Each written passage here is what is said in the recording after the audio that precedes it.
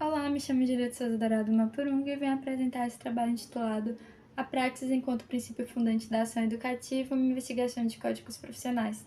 Esse trabalho, que é de minha autoria, de autoria do Dr. Professor Esternio Nonato Maia Filho e de autoria do Dr. Professor Raimundo do Nascimento Batista Landim, diz respeito a uma pesquisa realizada na Universidade Estadual na área de Educação e Formação de Professores, em que, à luz da ética, encontra na praxis criativa um dos princípios fundamentais que dão sentido à ação educativa.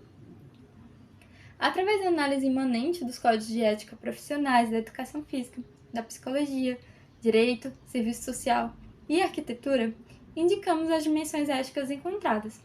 Esses códigos são documentos morais que delimitam as ações de profissionais dessas categorias profissionais formadas no ensino superior brasileiro. Numa perspectiva materialista histórica, o ser humano é um sujeito histórico situado numa realidade social não escolhida, mas passível de ser transformada. Tal abertura para a transformação é valiosa ao campo da educação e pode ser ampliada através da praxis criativa. Os objetivos da pesquisa estão na análise dos códigos de ética profissionais em relação à sua distância ou proximidade da dimensão da praxis criativa. Mais especificamente, foram realizadas pesquisas bibliográficas sobre moral e ética, a análise imanente dos referidos códigos em relação às dimensões éticas e a interpretações de tais, tendo em vista o contexto histórico-social das políticas que fundamentam o ensino superior e na formação superior de professores no país. Os resultados indicam que os códigos de ética estão mais próximos da naturalização do sistema político-econômico estabelecido e distantes da praxis criativa. Assim, o trabalho se deu no contexto de uma pesquisa de iniciação científica na área de educação, marxismo e formação do educador da Universidade Estadual do Ceará. Sob a orientação do Dr. Professor Nonato Maia Filho, a gente se aprofundou na problemática relativa ao seguinte paradoxo educacional. Como podem os professores no Brasil serem ao mesmo tempo tão desvalorizados e dedicados? A análise dessa questão teve como foco a categoria da praxis na formação de professores de ensino superior, através de uma reflexão ética inspirada no materialismo histórico.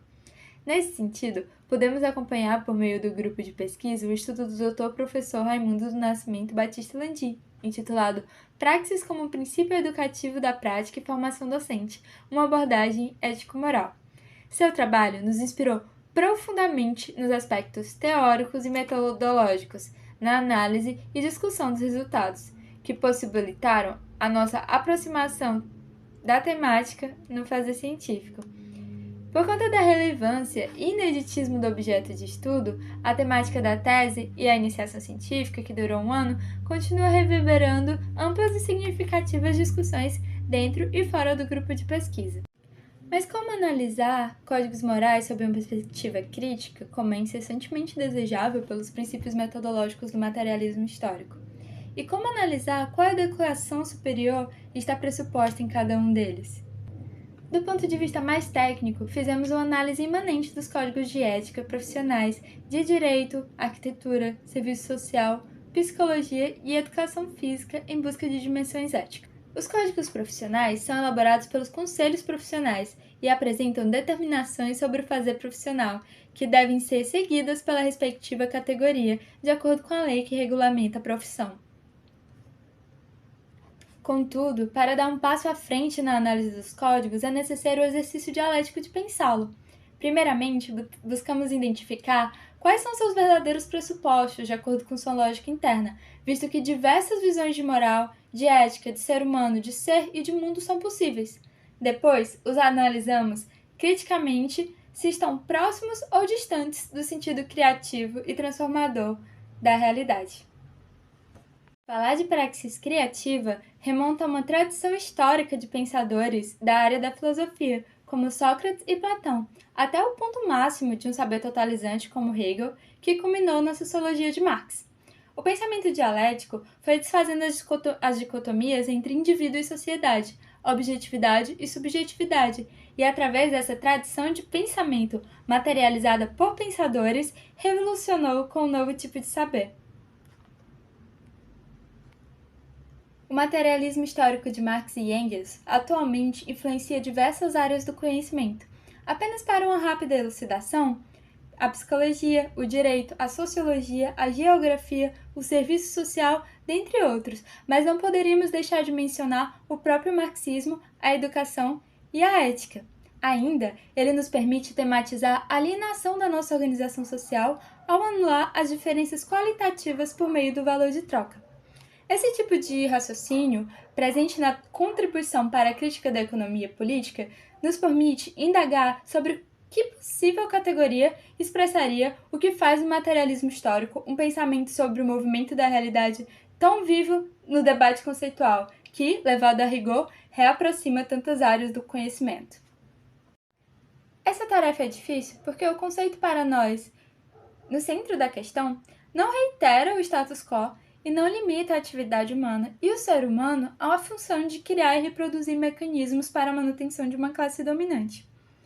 Portanto, a categoria que tomamos como fundamental para a nossa análise dos códigos de ética é a da praxis criativa, que é a atividade essencialmente humana capaz de transformar a realidade. Nesse sentido, lembramos da concepção de Silvelane, onde a essência do homem é estar em movimento. Isso realça o caráter de que no centro da praxis criativa está um sujeito ativo, ou seja, atuante mediante a sua consciência crítica para a transformação da realidade de si mesmo. Para Nascimento, a praxis é o princípio último da ação educativa, por isso dizemos que ela reaproxima qualitativamente as áreas do conhecimento. Mas isso não significa negar sua historicidade, pois a atividade crítica é também inovadora. Trata-se aqui de demonstrar como os fundamentos da praxis criativa estão relacionados ao fato de que esta é a atividade humana mais determinante quanto à possibilidade de transformação da natureza e libertação do ser humano.